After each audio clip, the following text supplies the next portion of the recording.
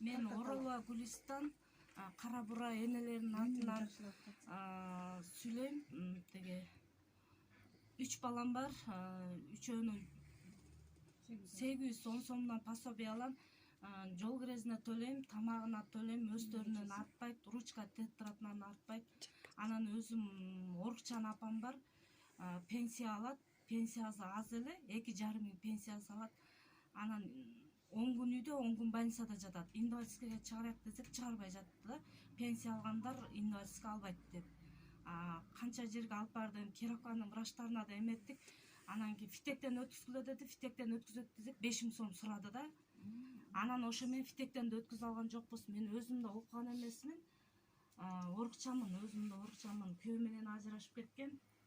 Анан азыр ушул моментте аябай кыйналып турам да.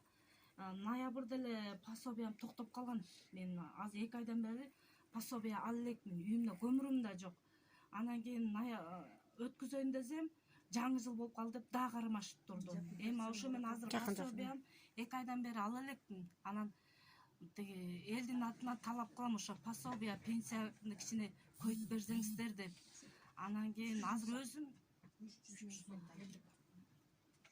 300 мың сом энелердин капиталынын атынан талап кылам. Өзүм да Орукчанмын, окуган эмесмин. Мен деле пособияны чыгарбай араң чыгардык да. Аны да бул документ, тиги документ деп, ал мен документтерди түшүнбөгөндүктөн анан кичине алимент алчумуш, сен алимент аласың, пособия чыкпайт деп аны да эметишти. Анан ошо менен каралып отур, ушу битке пособия чыкты. Пособиясы эле кыздарымдын тамагына 1000 сом төлөйм, жол киресине 500 сом төлөйм. Ошо менен мага пайдасы да жок. Чынын айтканда жетпейт.